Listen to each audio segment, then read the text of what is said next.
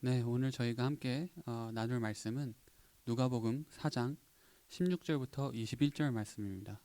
예, 누가복음 4장 16절부터 21절까지의 말씀입니다. 제가 읽어드리겠습니다. 예수께서 그 자라나신 곳 나사렛에 이르사 안식일에 늘 하시던 대로 회당에 들어가사 성경을 읽으려고 서심해 선지자 이사야의 글을 들이거늘 책을 펴서 이렇게 기록된 데를 찾으시니 곧 주의 성령이 내게 임하셨으니 이는 가난한 자에게 복음을 전하게 하시려고 내게 기름을 부으시고 나를 보내사 포로된 자에게 자유를 눈먼 자에게 다시 보게 함을 전파하며 눌린 자를 자유롭게 하고 주의 은혜의 해를 전파하게 하려 하심이라 하였더라. 책을 덮어 그 맡은 자에게 주시고 앉으시니 회당에 있는 자들이 다 주목하여 보더라. 이에 예수께서 그들에게 말씀하시되 이 글이 오늘 너희 귀에 응하였느니라 하시니. 아멘. 안녕하세요, 청년부 여러분. 예, 저희는 오늘 누가복음 내러티브 해설의 네 번째 주제인 반복, repetition에 대해 오늘 본문을 통해 살펴볼 텐데요. 오늘 본문은 분명 지난 시간에 했던 내용에 포함일 텐데 왜 또다시 하는지에 대해 궁금해하실 수도 있겠습니다.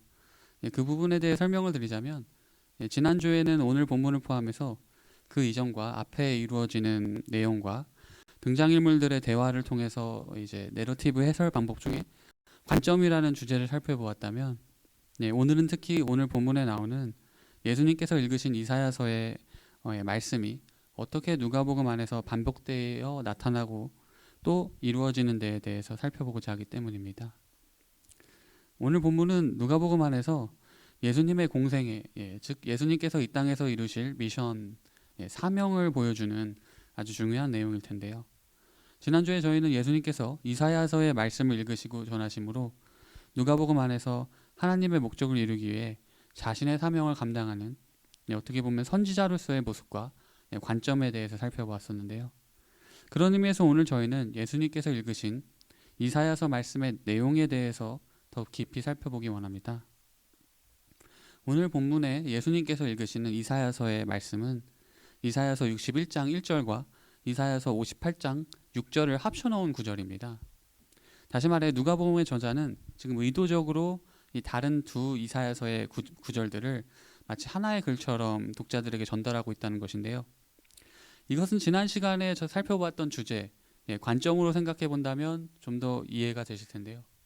즉 실제로는 예수님께서 61장 1절과 58장 6절을 차례대로 따로 읽으셨을 수도 있으셨겠습니다.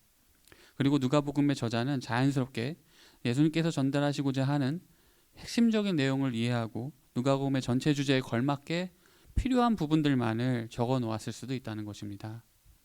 그 중에서도 저희가 눈여겨보아야 할 부분이 있다면 이사야서 58장 6절에 나오는 이 눌린 자, 즉 영어로는 oppressed를 오늘 본문에 포함시켰다는 것인데요.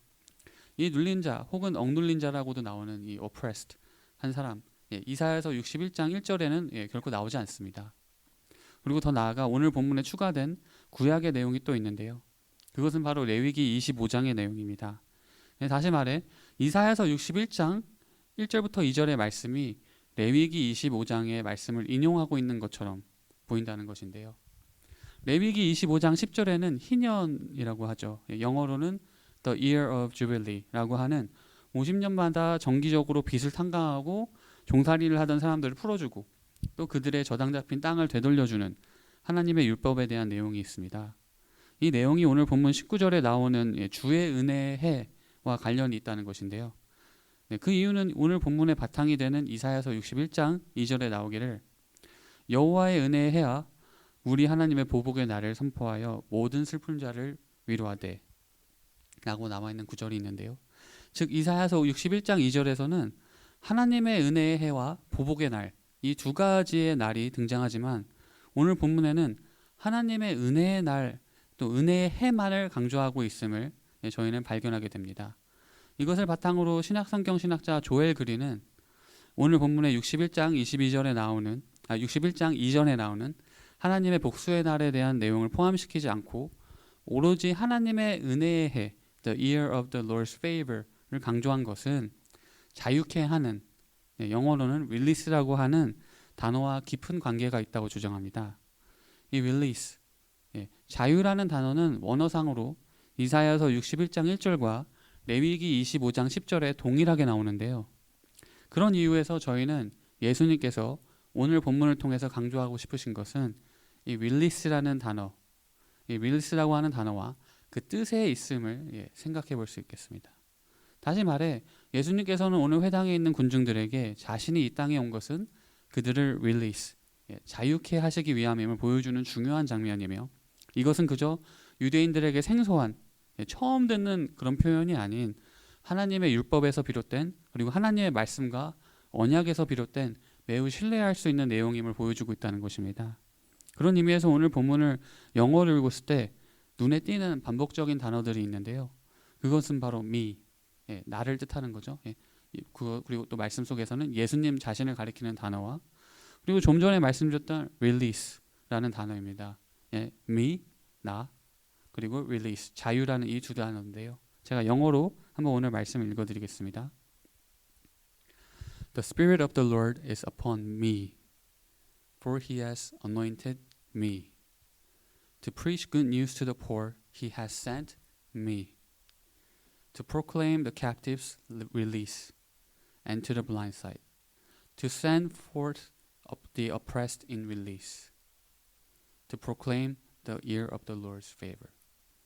이렇듯 예수님께서 이 땅에서의 자신이 감당해야 할 사명과 또 구체적인 사역을 보여주고 또 강조하는 이 내용을 구약에서 가져온 것에 대해서 저희는 주목할 필요가 있는데요. 저희는 오늘 본문이 구약의 이사야서에서 그리고 더 나아가서는 레위기까지 신약 성경에 인용을 하고 있는 것을 확인할 수 있는데요.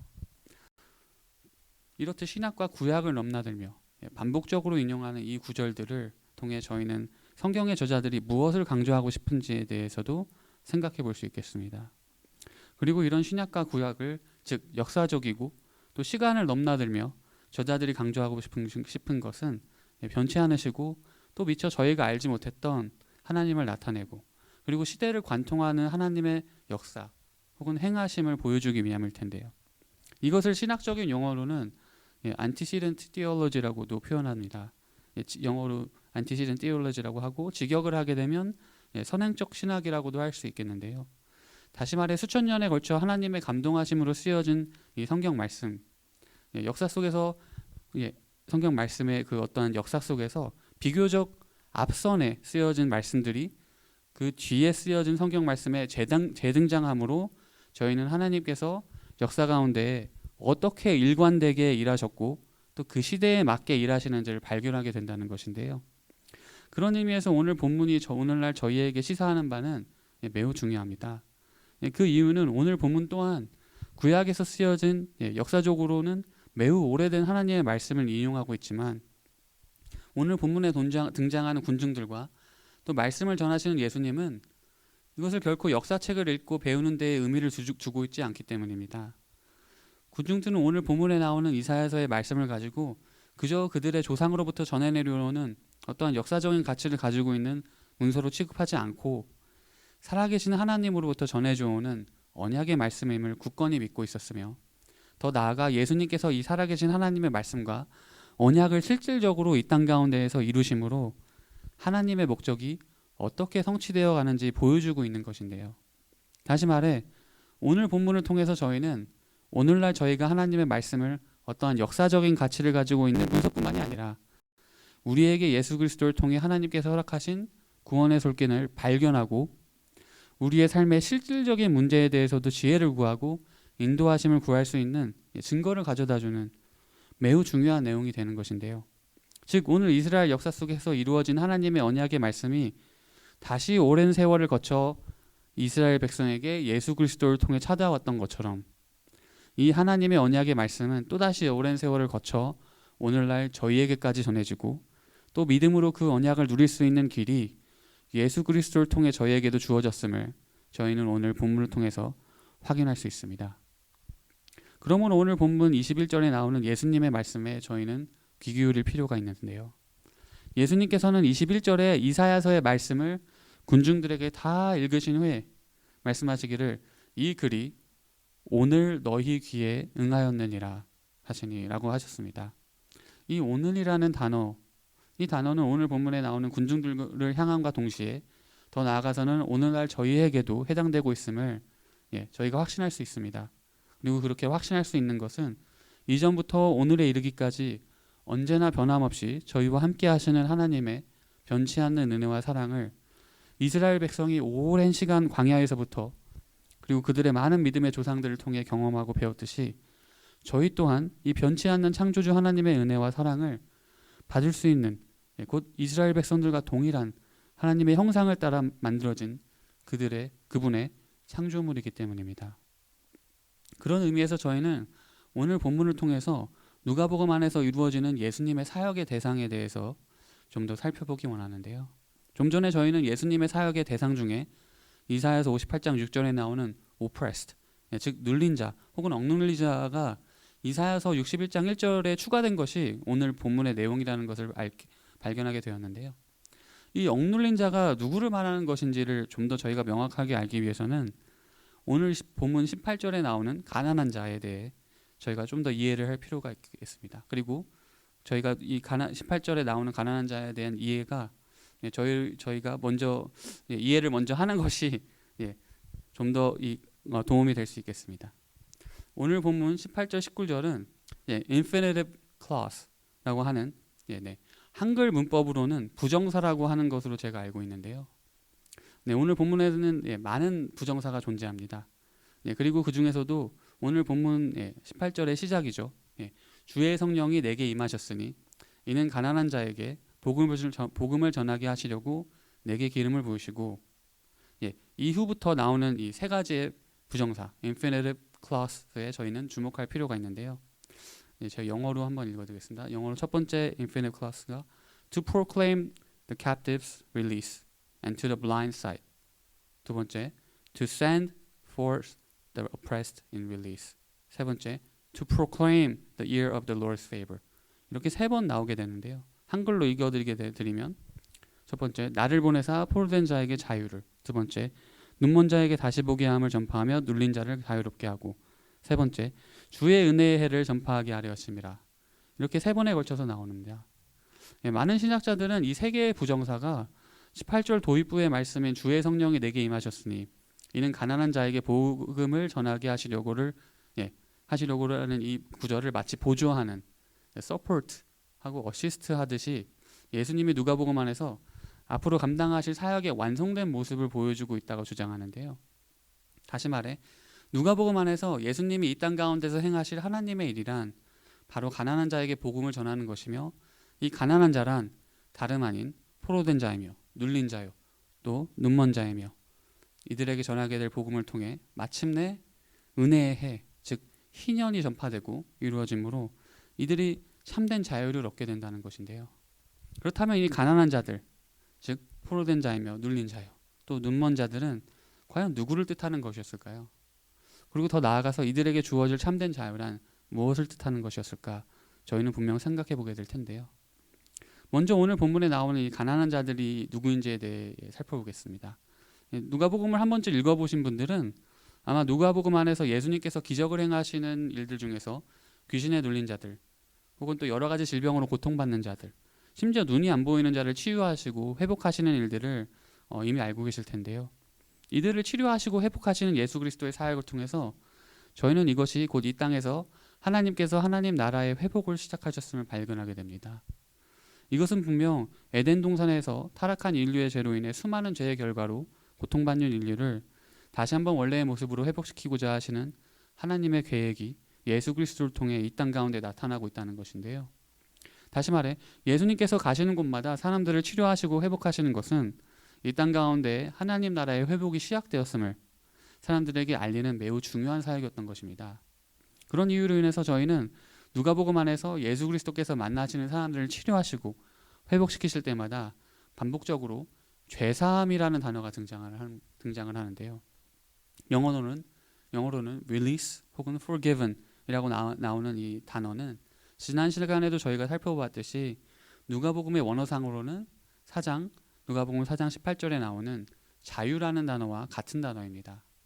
그러므로 저희는 오늘 본문을 통해서 앞으로 예수 그리스도께서 사람들의 죄를 사하여 주심으로 이들이 참된 자유를 얻게 됨을 생각해 볼 수 있습니다. 그런 의미에서 저희는 오늘 본문 안에서 다루는 가난과 또 앞으로 누가복음 안에서 다루어질 죄사함이라는 주제와의 연관성을 커넥션을 생각해 보아야 할 텐데요.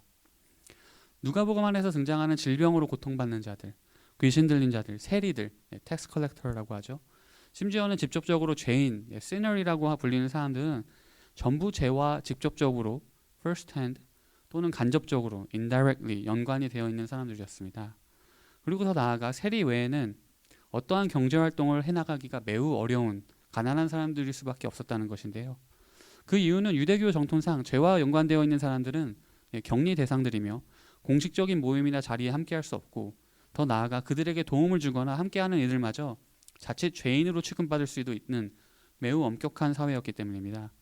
정말이지 말 그대로 oppressed, 억눌린 삶을 살아갈 수밖에 없었다는 것입니다. 그런 의미에서 오늘 본문에 나오는 포로된 자, 억눌린 자, 눈먼 자는 정말로 경제적으로 가난한 사람들이 맞았을 것입니다. 그런데 여기에서 저희가 생각해 봐야 할 부분이 있다면 그것은 바로 세리들, 텍스 컬렉터들일 텐데요. 이들은 분명 유대교에서 인정하는 죄인들은 맞는데 가난한 사람들은 결코 아니었다는 것입니다.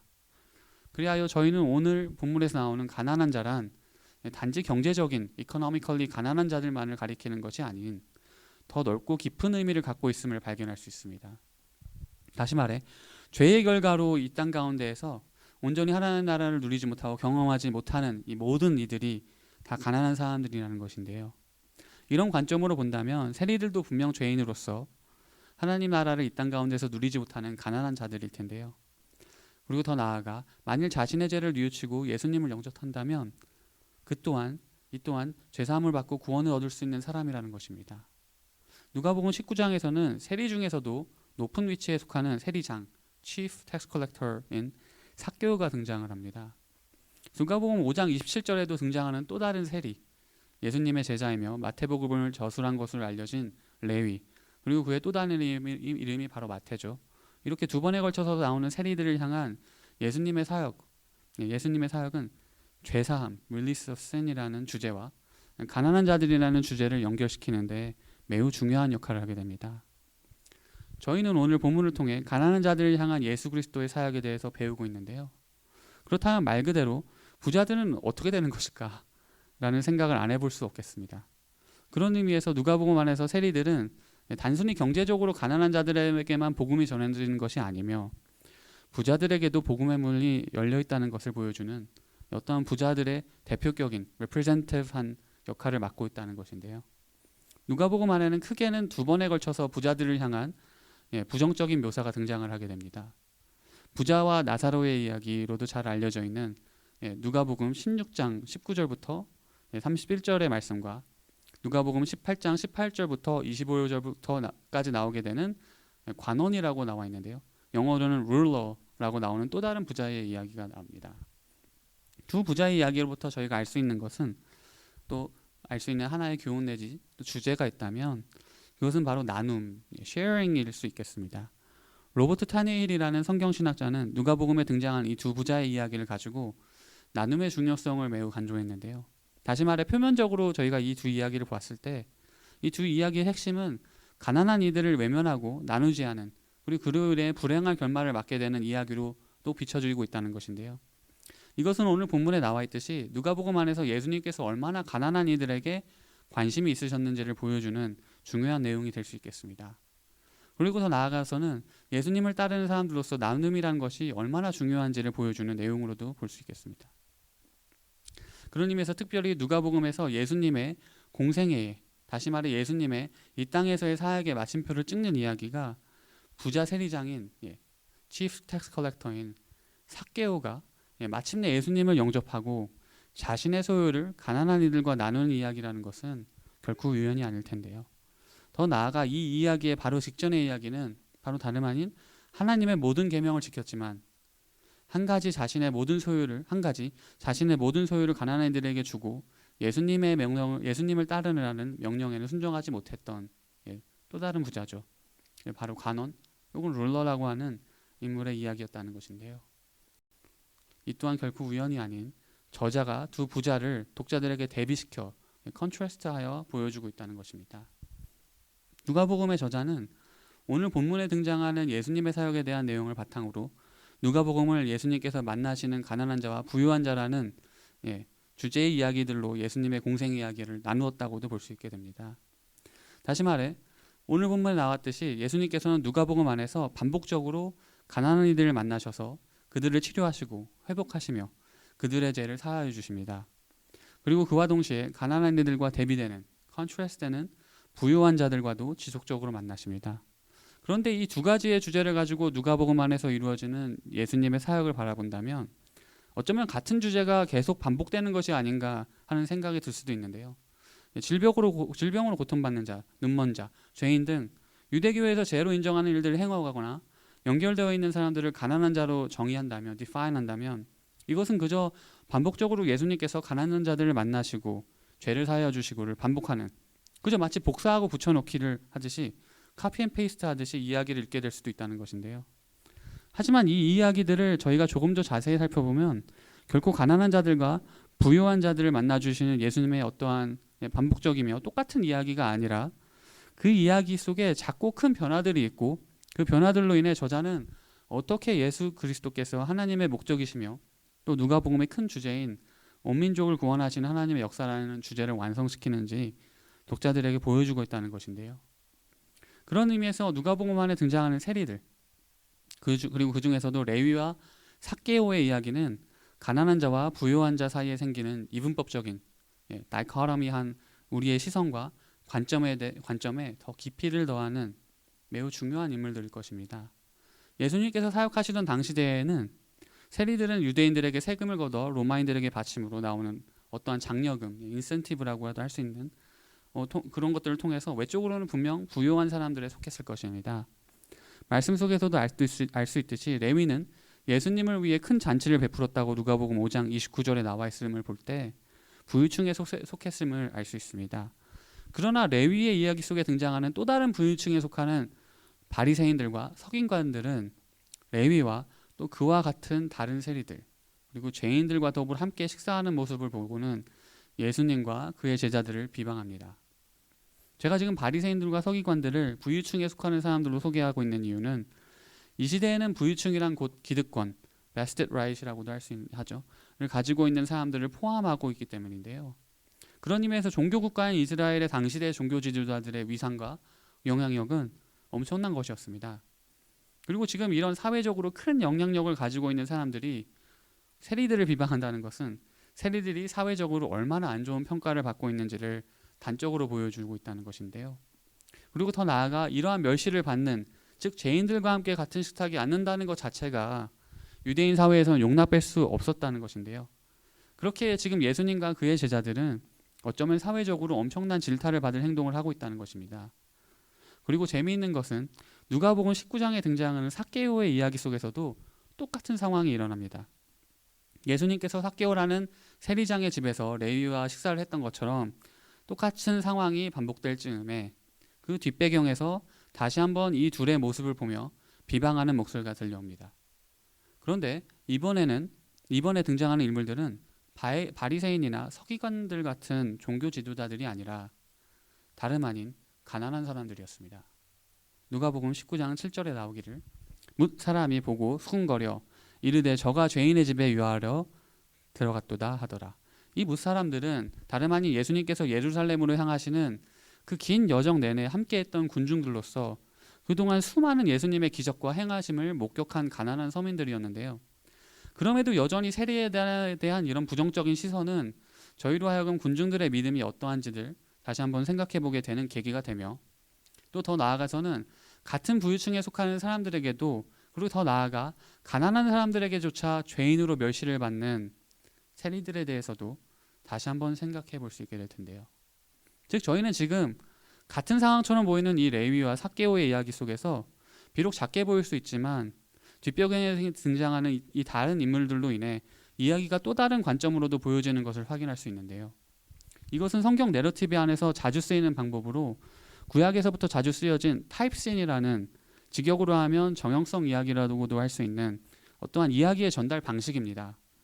다시 말해 내러티브로 저술된 성경 안에서 여러 개의 내러티브를 저는 성경 안에서 여러 개의 이야기가 같은 장면과 대화 내지 같은 상황이 반복적으로 되풀이되는 것처럼 보이지만 그 안에 저자가 심어놓은 작은 설정의 변화들로 인해서 이야기를 통해 전달하고자 하는 주제가 확장되는, 익스팬드되는 것을 독자들로 경험하게 하는 것인데요. 예를 들면 구약의 창세기 이야기 속에는 혼인에 대한 이야기가 하나님께서 아브라함을 통해 이스라엘의 민족을 이루시는 주제를 전달하는 매우 중요한 역할을 합니다. 그도 그럴 것이 아브라함의 자손들이 혼인을 하여 자손을 이어가지 않으면 아브라함을 통해 큰 민족을 이루시겠다는 하나님의 언약이 이루어질 수 없기 때문일 텐데요. 창세기 안에서 혼인에 대한 중요성과 그 과정의 이야기는 이삭과 리브가의 이야기에서 찾아볼 수 있는데요. 그 과정 속에 등장하는 요소들이 있다면 대표적인 요소들이 있다면 우물가가 있습니다. 우물가가 아마 대표적일 텐데요. 이 우물가에서 아브라함의 종이 이삭의 아내 리브가를 처음 만났듯이 바로 다음 세대인 이삭의 아들 야곱 또한 우물가에서 자신의 아내가 될 라헬을 처음으로 마주하게 됩니다. 하지만 보시다시피 이 이야기에 등장하는 어떠한 설정들 중 우물가라는 배경과 혼인에 관련된 이야기라는 큰 틀 외에는 어쩌면 서로 다른 요소들도 많이 존재합니다. 예를 들면 결정적으로 이삭은 자신의 아내 리브가를 맞이하러 우물가로 나가지 않았습니다. 우물가에서 리브가를 만난 것은 아브라함의 종이었습니다. 이야기 속에서 이삭은 그저 자신이 살던 땅에서 아브라함의 종이 데려온 리브가를 아내로 맞이할 뿐입니다. 이것은 성경 안에서 어떻게 보면 정형화되어 있는 티피컬한 그리고 수동적인 패시브한 이삭의 성품, 캐릭터를 그대로 보여주고 있다고도 생각해 볼 수 있겠는데요. 그와 반대로 야곱은 실제로 우물가에서 자신의 아내가 될 라헬을 만났으며 더 나아가 라헬이 데려온 가축들을 위해서 무거운 돌로 막혀있던 우물을 홀로 옮기고 물을 길러다주는 매우 진취적인 프로그레시브한 인물로 보여진다는 것인데요. 이렇듯 같은 설정을 가지고 만들어진 같은 이야기인 듯 보이는 이 두 이야기 속에서 저희는 저자가 여러 다른 요소들을 함께 보여주므로 이야기 속의 주제와 등장인물들에 대한 묘사를 매우 풍성하고 깊이 있게 보여주고 있음을 발견할 수 있습니다. 그런데 재미있는 것은 성경 내러티브 안에서 어쩌면 가장 학문적으로 예술적인 부분이 드러나는 책이 있는데요. 그것은 바로 구약의 룻기서입니다. 이 룻기서의 이야기는 과부가 된 이방 여인이 시어머니 나오미를 따라 고향으로 돌아와 유다 지파의 자손인 보아스라는 인물과 혼인하게 되는 이야기입니다. 그리고 이 보아스와 룻은 훗날 다윗 왕의 조상이 되고 다윗은 장차 오실 구원자로 이 땅에 오셔서 온 민족을 구원하실 하나님의 아들 예수 그리스도의 조상이 됩니다. 다시 말해 창세기와 똑같이 혼인이라는 주제와 설정이 겹치지만 룻기서는 그와 반대로 남성이 마침내 혼인할 여성을 찾고 만나게 되는 이야기가 아닌 마치 여성이 혼인할 남성을 찾고 만나게 되는, 그리고 이 모든 이야기가 결국 아브라함에서부터 이스라엘이라는 민족이 이루어지기까지, 그리고 더 나아가 예수 그리스도를 통해 온 민족을 구원하신 하나님의 언약과 계획이 성취되는 과정을 보여주고 있음을 저희는 발견할 수 있게 되는데요. 이렇듯 오늘 저희가 조금 전 누가복음 안에서 잠시 살펴본 레위와 삭개오의 이야기도 세리를 만나주시고 구원해주시는 예수님이라는 같은 설정 안에서 여러 다른 요소들을 발견하게 됩니다. 좀 전에 살펴보았듯이 이야기의 뒷배경에서 레위와 삭개오를 죄인으로 취급하는 등장인물들이 다릅니다. 한쪽은 부유층에 속하는 바리새인들과 서기관, 그리고 한쪽은 비민층에 속하는 다시 말해 가난한 서민들이었습니다. 그리고 더 나아가 저희가 알 수 있는 것은 레위와 삭개오라는 인물에 대한 저자의 레위와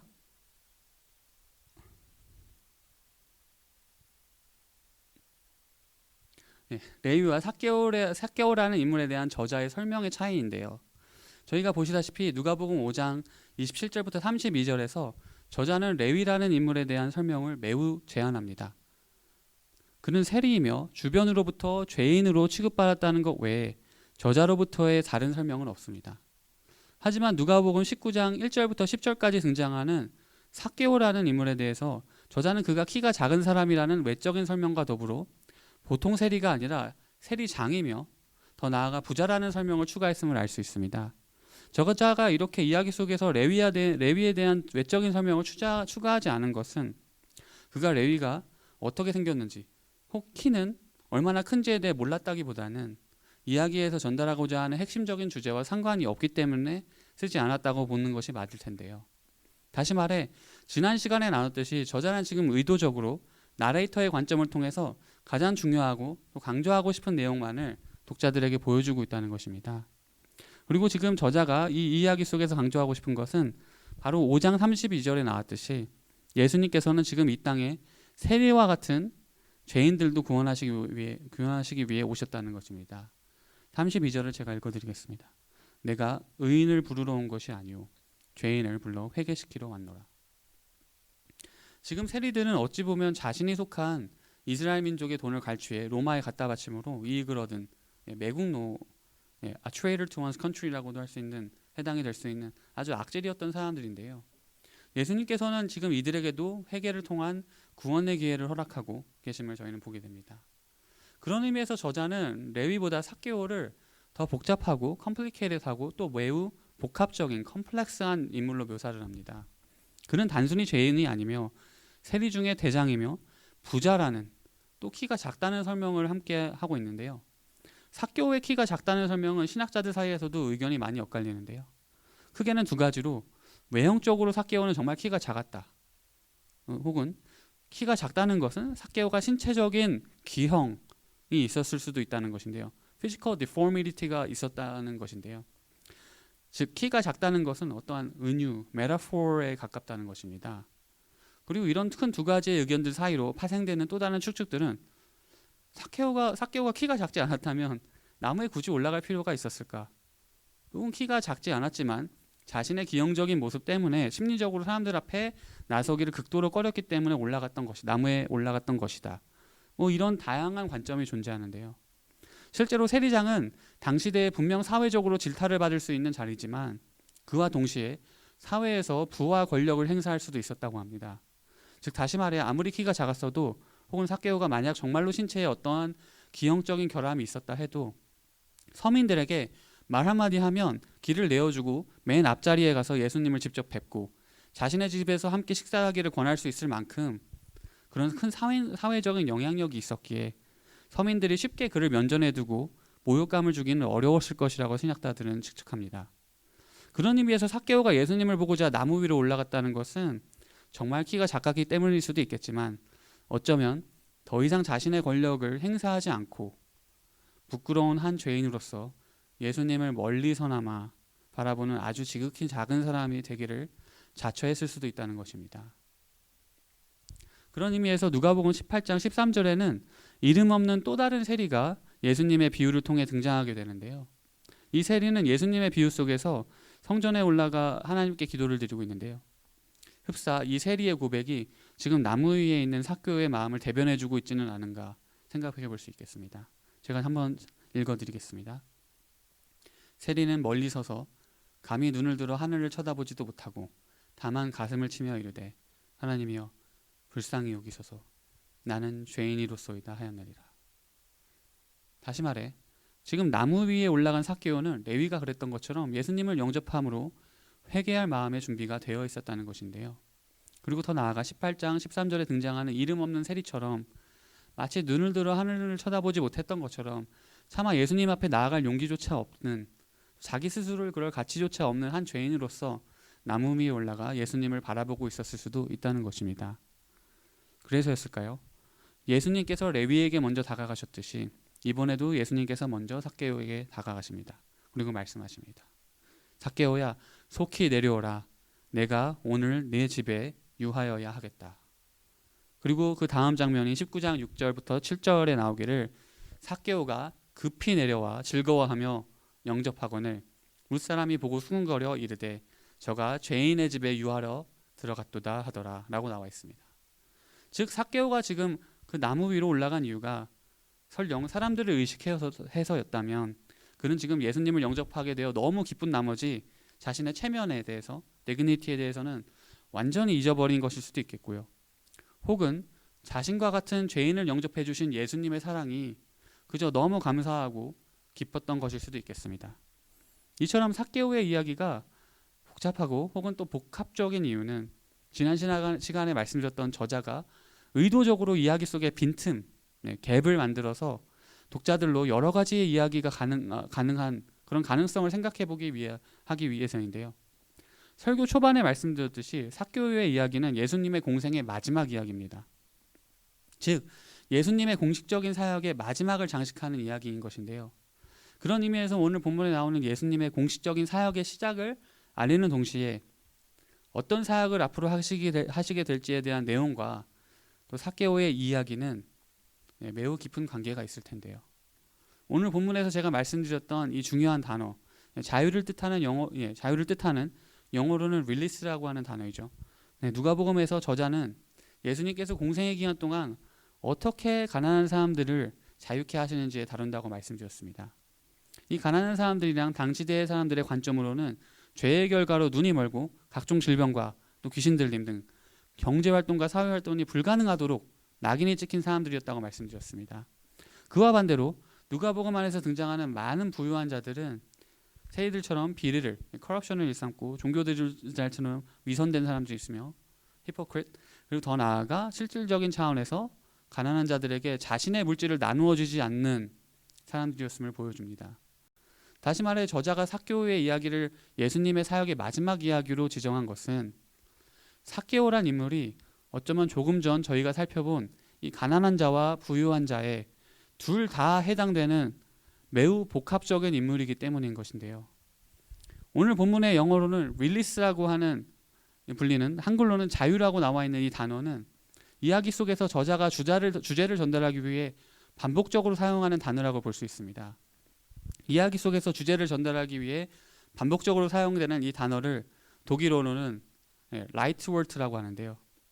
이 라이트월트는 이야기 속에서 등장인물들을 통해 크게 두 가지 방법으로 독자들에게 전달됩니다. 첫 번째는 등장인물들이 이야기 속에서 실질적으로 이 라이트월트에 속하는 단어 자체를 쓰므로 전달이 되고요. 두 번째는 라이트월트에 속하는 단어의 뜻을 보여주기 위해 등장인물들이 어떠한 상황에 놓여 있게 되는 것인데요. 오늘 저희는 누가복음 안에서 영어로는 release, forgiven 이라고 하는, 한글로는 자유, 죄사함 혹은 용서 등 다양한 뜻을 품고 있는 이 단어가 누가복음의 전체 주제를 보여주는 아주 중요한 단어라는 것을 알 수 있게 되었는데요.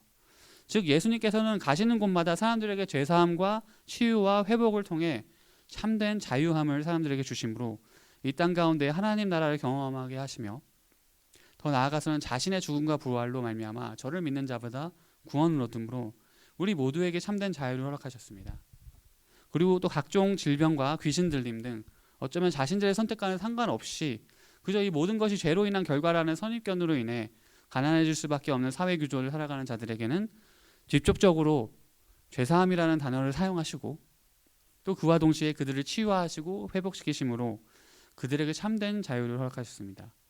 그리고 오늘 저희가 살펴본 레위와 삭개오의 이야기를 통해서는 저자는 예수님께서 죄사함이라는 단어를 사용하시는 모습을 보여주기보다는 예수님을 통해 죄사함을 받음으로 다시 말해 구원을 받은 부유한 자들의 모습은 어떠한지에 대해 어떠한 상황으로 지금 이 상황으로 이 이야기로서 보여주고 있음을 저희는 발견할 수 있습니다. 다시 말해 이 모든 이야기들은 사회적으로 가난한 자와 부유한 자를 예수 그리스도를 통해 그들의 죄를 사하여 주시고 자유케 하시며 구원하시는 하나님의 목적을 보여주고 있는데요. 그 과정 속에서 저희는 내러티브 해설 요성이 라이트월트, 즉 누가복음의 전체 주제를 관통한 이 release라는 이 자유라는 단어가 이야기 속에서 직접적으로 예수를 통해 직접적으로 또는 간접적으로 어떤 상황을 통해서 나타나고 있음을 알 수 있습니다. 설교 초반에 말씀드렸듯이 누가복음에서는 부자들이 가난한 자들에게 나누지 않은 것에 대해 깊이 다루는 이야기가 크게 두 번 나온다고 말씀드렸는데요. 오늘 좀 더 자세히 살펴본 또 다른 부자들의 이야기, 바로 레위와 삭개오의 이야기 속에는 그와 반대로 사람들에게 자신의 소유를 나누는 것이 직접적으로 또 간접적으로 나옵니다. 레위는 예수님을 따르며 자신의 것을 모두 다 버렸다고 나오며 간접적으로 그가 더 이상 가난한 서민들에게 세금을 착취하지 않고 자신의 소유를 사람들에게 나눠주었을 것이라는 추측을 할 수 있게 됩니다. 그에 비해 삭개오는 직접적으로 자신의 소유를 사람들에게 나누겠다고 하는 내용이 이야기 속에서 등장을 합니다. 저희는 자신의 소유를 나누지 못함으로 영생을 얻지 못하고 근심하던 관원, 룰러의 이야기와 거지 나사로에게 자신의 소유를 조금도 나누지 않던 한 부자의 이야기를 보면서 그렇다면 우리가 구원을 받기 위해서는 우리의 소유를 가난한 사람들에게 나누어야만 하는가? 다시 말해 어떠한 행위를 통해서 구원을 얻어야 하는 것인가라고 생각해 보게 되는데요. 구원을 얻은 두 명의 부자와 또 구원을 얻지 못한 이 또 다른 두 명의 부자의 이야기를 비교해서 본다면, 특히 관원의 이야기를 먼저 보자면, 이 이야기 속에서는 레위와 삭개오의 이야기와는 다르게 관원이 예수님을 찾아가고 먼저 질문을 합니다. 그에 비해 레위와 삭개오의 이야기에서는 예수님께서 먼저 다가가 그들에게 말을 걸고 만나 주십니다. 즉 예수님은 레위와 삭개오가 예수님을 영접할 것을 알고 계셨다는 것인데요. 그 뜻은 곧 레위와 삭개오는 예수님을 영접함으로 죄사함을 받고 그 구원의 기쁨으로 인해서, 다시 말씀드리겠습니다. 예수님을 영접함으로 죄사함을 받고 그 구원의 기쁨으로 인해서 자신의 소유를 사람들에게 나눈 것이라는 사실을 기억해야 할 것입니다. 다시 말해 나눔이란 구원을 받는 사람들의 열매인 것이지 결코 구원을 받기 위해 지켜야 하는 조건이 아니라는 것입니다. 그렇기 때문에 저희는 거지 나사로 이야기 속에서 결코 아무것도 나누지 않고 지옥에 떨어진 부자의 이야기를 보면서 저 부자는 나누지 않았기에 구원을 얻지 못하고 지옥에 갔구나 라는 생각을 해서는 안 되는 것일 텐데요. 그 이유는 그 이야기 속에는 그 어디에도 그 부자가 나누지 않아서 지옥에 갔다는 직접적인 이야기가 없습니다. 즉 나사로에게 아무것도 나누지 않았던 부자의 모습을 통해 저희는 이 부자가 결코 죄사함을 통해 얻은 구원의 열매가 없다는 것을 발견하게 되는 것입니다. 결국 이 모든 이야기 속에서 저희가 확실히 알 수 있는 것은 예수님을 영접하여 죄사함을 받고 구원을 얻은 자들에게는 어쩌면 반드시 나눔의 열매를 맺게 된다는 것인데요. 그런 의미에서 누가복음에 등장하는 또 다른 부자, 관원, 룰러는 가난한 사람들에게 자신의 소유를 나눌 만큼 예수님을 온전히 영접할 마음의 준비가 안 되었음을 저희는 알 수 있는데요. 이것은 곧 가난한 사람들에게 자신의 소유를 나누지 못한 것 때문에 구원을 얻지 못한 부자의 이야기가 아니라 예수님을 온전히 믿고 따를 수 없는 한 사람의 이야기라고 바라볼 수 있겠습니다. 관원은 분명 예수님으로부터 가난한 자들에게 자신의 소유를 다 나눠주면 하늘에 보화가 있을 것이라는 약속을 받았지만 그럼에도 불구하고 근심하는 모습 속에서 저희는 관원이 그 약속의 말씀을 주신 예수님을 온전히 믿지 못하고 있음을 생각해 볼 수 있습니다. 그런데 이렇게 가난한 자들에게 나누지 못하는 부자의 모습을 보면서 저희는 예수님께서 누가복음 18장 24절에서 말씀하신 것처럼 부자가 구원을 받기가 얼마나 어려운지에 대해서 생각해 보며 또 한편으로는 부자는 탐욕자들이라는 이런 선입견마저 생길 수도 있겠는데요. 하지만 저희는 삭개오의 이야기 속에서 가난한 자들 또한 부자들과 마찬가지로 얼마나 나누는 것을 어려워했는지 알 수 있습니다. 그리고 이 가난한 자들이 결코 나눌 수 없었던 그것은 바로 예수님이셨습니다. 누가복음 19장 7절에서는 가난한 군중들이 삭개오의 집에 가시는 예수님을 바라보며 말합니다. 제가 읽어드리겠습니다. 뭇 사람이 보고 수군거려 이르되 저가 죄인의 집에 유하러 들어갔도다 하더라. 매우 씁쓸한 장면이 아닐 수 없습니다. 아까 말씀드렸듯이 이 군중들은 예수님의 사역을 줄곧 지켜보고 함께 동행했던 사람들로서 그동안 예수님께서 이 땅에 오셔서 죄사함을 통해 온 민족에게 하나님의 구원을 베푸시는 역사를 지켜보았음에도 불구하고 결국 이들 또한 차마 예수님을 부유한 자요 또 죄인인 삭개오에게 나눌 수 없었던 것입니다. 그런 의미에서 저희는 결코 누가복음 안에 등장하는 가난한 자와 부유한 자들을 이분법적으로 다이코토미하게 좋은 사람들 그리고 나쁜 사람들로 나눌 수 없을 것입니다. 왜냐 저희 모두가 다 똑같은 죄인이며 하나님의 은혜가 필요한 사람들이기 때문입니다. 그리고 저희 모두 다 예수 그리스도를 통해 하나님의 은혜로 받은 구원과 그 기쁨으로 인해 예수 그리스도를 나누는, 다시 말해 복음을 전하고 더 나아가 오늘 저희가 살펴본 삭개오처럼 실질적인 나눔 또한 저희의 이웃들에게 실천해야 할 텐데요. 저희는 그랬을 때 분명 두려운 마음마저 들 수 있겠습니다.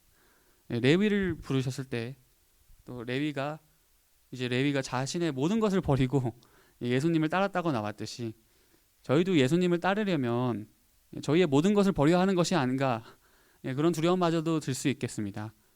그런데 레위의 이야기를 자세히 보면 조금 이상한 부분이 있습니다. 모든 것을 버리고 예수님을 따랐다고 누가복음 5장 28절에 나와 있는데 바로 다음 구절인 29절에는 예수님을 위해서 큰 잔치를 베풀었다고 나와 있습니다. 이게 어떻게 된 일일까요? 28절에 지금 말 그대로 무소유로 무소유가 되어서 예수님을 따른 것이 아니었던 걸까요? 예, 이 부분에 대해서는 저희가 생각해 볼 수 있는 것은 27절부터 28절은 레위가 예수님의 제자로 거듭나는 이야기를 요약한 것으로, 서머라이즈한 것으로도 볼 수 있겠는데요. 즉 다시 말해 레위는 정말 자신의 소유를 다 버리고 예수님을 따랐을 것입니다. 다만 그렇게 모든 것을 버리고 예수님을 따르기까지의 그 과정은 저자가 의도적으로 저술하지 않았을 수도 있다는 것입니다. 다시 말해 저자는 지금 29절에 레위가 예수님을 위해 큰 마을 잔치를 베풀어서 많은 세리들과 죄인들과 나눔으로 점차 레위가 자신의 소유를 다 사람들에게 나누는 그런 과정을 단편적으로 보여주고 있다고도 생각해 볼 수 있겠는데요. 그런 의미에서 오늘 이 자리에 예수님을 따르기로 한 저와 청년부 한 분 한 분의 인생 또한 저희가 하나님 앞에 서는 그날까지 저희가 가진 모든 것을 우리 이웃들과 나누고 가는 것일 텐데요. 그리고 차마 다 나누지 않으시겠다 해도 저희 모두가 다 아시다시피 하나님 앞에 서는 그날 저희는 이 세상의 그 어느 것 하나 손에 쥐고 갈 수 없는 인생입니다. 예수님을 영접한 삭개오는 자신의 절반을 가난한 이들에게 바치기로 하고 더 나아가 자신이 누군가에게 부당하게 취득한 이익이 있다면 4배로 불려서 그 사람에게 갚겠다고 했는데요. 이때 당시의 세리들은 기본적으로 사람들로부터 부당하게 거두어 들인 세금으로 이제 부를 축적했던 사람들입니다. 그런데 지금 세리는 삭개오는 결국 그동안 자신이 부당하게 거두어 들인 세금을 4배나 더 불려서 사람들에게 돌려주겠다고 지금 말하고 있는 것입니다. 결과적으로 자신의 모든 소유를 나누는 것과 마찬가지인 것일 텐데요. 왜냐 어쩌면 그 갚는 과정은 매우 긴 과정이 될 수도 있겠습니다. 왜냐 자신이 세금을 거두어서 부당하게 세금을 거두어서 걷어들인 돈의 4배나 불려서 돈을 돌려줘야 하기 때문에 어쩌면 그동안 모아뒀던 돈이 바닥이 날 수도 있는 것입니다. 그랬을 때 그 돈을 위해서 또다시 그 4배 되는 돈을 갚기 위해서 어쩌면 또다시 일을 해야 되는 상황일 수도 있겠고 여러 가지 다 변수의 상황이 찾아올 텐데요. 그런 의미에서 삭개오는 지금 예수님 앞에 그렇게 남은 자신의 인생을 나누는 삶을 살겠다고 예수님께 약속하고 있는 것을 저희는 확인할 수 있습니다. 그런 의미에서 저와 여러분의 인생도 분명 그 끝에는 나눔의 인생이 될 텐데요. 왜냐 먼 훗날 하나님 앞에 아무것도 가져갈 수 없기 때문이겠죠. 그런 의미에서 저희가 맞이한 오늘 이 하루도 어쩌면 하나님께서 저희에게 허락하신 나눔의 시간이며 우리가 소유한 많은 것들을 조금씩 내려놓는, 놓아주는 그런 과정인지도 모르겠습니다. 그렇기에 저희 모두가 하나님 앞에 서기까지 주어진 이 소중한 시간들 속에서 저희 모두가 더욱더 많이 우리 가족과 이웃들에게 사랑을 나누게 되기를 소망하는데요. 그 나눔의 모양과 방법은 물론 다양할 것입니다. 그럼에도 한 가지 결코 빠질 수 없는 것은 바로 예수 그리스도를 통해 죄사함을 얻음으로 구원을 받고 참된 자유를 누리게 된 이 복된 소식, 즉 복음을 나누는 것입니다. 그러므로 저와 청년부 여러분 모두 주님 앞에 서는 그날까지 이 사랑의 나눔을 멈추지 않기를 소망합니다. 기도하겠습니다. 하나님 아버지 감사합니다. 오늘 죄사함을 통해서 저희에게 참된 자유를 허락하시는 우리 하나님의 은혜를 발견했습니다. 예수 그리스도를 통해서 주어지는 이 참된 자유를 얻은 저희가 이제는 그 참된 자유를 가지고 예수님의 복음을, 참된 복음을 또 우리의 이웃들과 가족들에게 나누기 원합니다. 주님, 저희가 주님 앞에 나아가는 그 날까지 저희가 나눔의 삶을 평생 실천할 수 있도록 언제나 성령님께서 저희에게 힘주시고 도와주시고 함께 해주실 것을 믿습니다. 주님께서 인도해 주실 것을 믿으며 이 모든 말씀을 우리 주 예수님의 이름으로 기도드렸습니다. 아멘.